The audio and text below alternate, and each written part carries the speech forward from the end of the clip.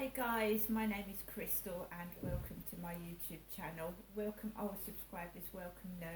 If you like my videos, please press the like button, please do subscribe. It is Wednesday, late afternoon. I've been round my mum's since about 1 o'clock this afternoon. I'm going to take you through my day. So we go right back to when I was talking on the phone to Isabel. And Alexa, what's the time, please? It's 5:03 p.m. Okay, so my mum rang me up this morning and she asked me if I wanted to go up there.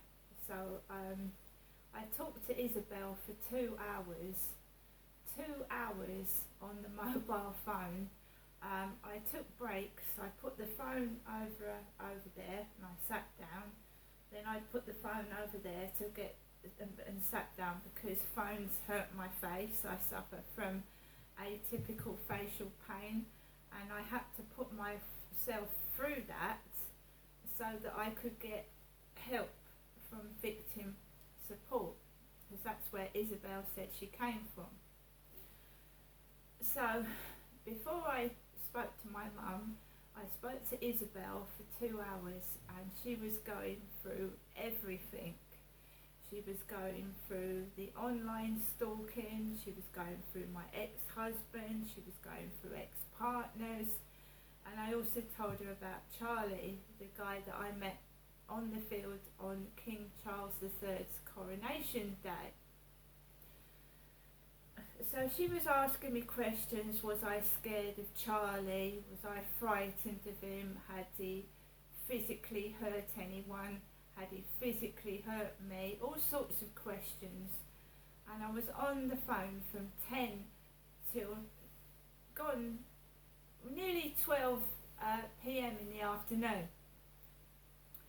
And I started to feel strange, because I'd been stuck in my flat solidly for 2 hours talking to someone on the phone, a female, from victim support, because she's trying to get me the support that I need.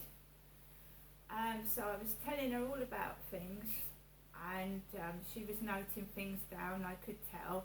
Now she's going to get back to me on Monday. She did apologise. She said she needs to get in touch with her supervisor so that she can get the right support for me and see if I need to go for anything else with her over the phone. So Isabel's going to call me back on Monday to chat more and to tell me what support I need. So I put the phone down after talking to Isabel, and I must admit I felt like giddy, disorientated, and I had started to get pain in my jaw area here.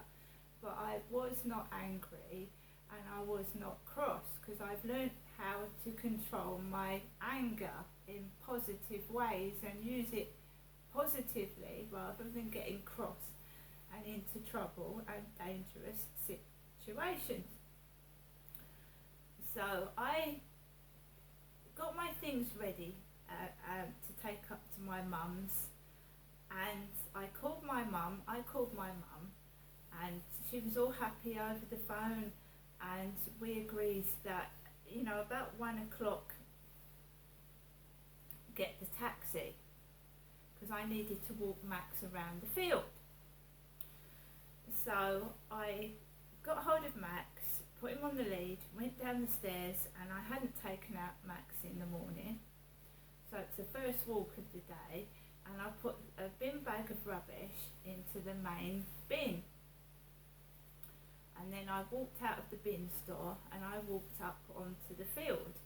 And there was male builders everywhere. There was about 6 of them, 4 on benches, about 3 stood up one way, 3 another way. I was surrounded by builders, and basically it wasn't scary, but I was surrounded by men, and I'm a female by myself, and there was men everywhere. So I got onto the field and I took Max off, and it was muddy and it was wet. I got my lovely pink trousers all dirty, and there was like 4 people walking towards me with a dog, so I sidetracked because I couldn't stay up very long because I needed to get back to get the taxi. So I walked around the field and then I walked off, and I came back into my flat and I felt very, very dry and very thirsty, so I popped a can of Pepsi. I drank it, and I was still trying to get things together, making sure that Max was okay with Nikki and that he had company while I was out, because Nikki's getting a lot better now. Her coat's shining and she's getting back to her full strength and health, thank goodness, after numerous feeds each day. So I sorted Max out with Nikki, and what I want to say is, I was talking about Charlie. Isabel was asking me if Charlie was dangerous, and lo and behold, Charlie appears on the opposite side of the path to me with his white dog Samir. There's Charlie. I haven't seen him since Sunday. Sunday he was walking down my road. So lo and behold, there is Charlie with his dog walking up the path after I've been talking about him on the phone. And I wasn't scared. He was quite a way away from me, and I just walked home slowly. So I gets into my flat. I'm a bit annoyed that I've just seen the bloke I was talking about on the phone to victim support. That's just weird. So I get my bags ready. Mum rings near 1 p.m. My mum does. My mum rings near 1 p.m. and she says to me, she says, the taxi's going to be arriving about 10 past 1. I said, okay, Mum, and I just came over really, really hot. It's been a really, really hot, humid day, so I had to take my coat off, change my thick top into a t-shirt because I was sweating buckets and feeling hot. And about 8 minutes past 1, I went downstairs with an empty pizza box to put in the rubbish, and I wanted to look in my mailbox because my mum had sent me some money.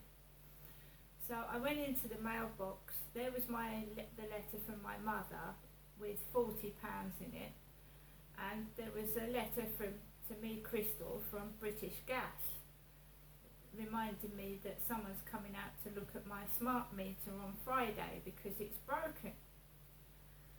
So I got my mail, and I just waited for the taxi, and I waited for the taxi. It wasn't coming. Some people were coming through the door, so I went round the back, and then I was just going to come back in, and the white taxi appeared.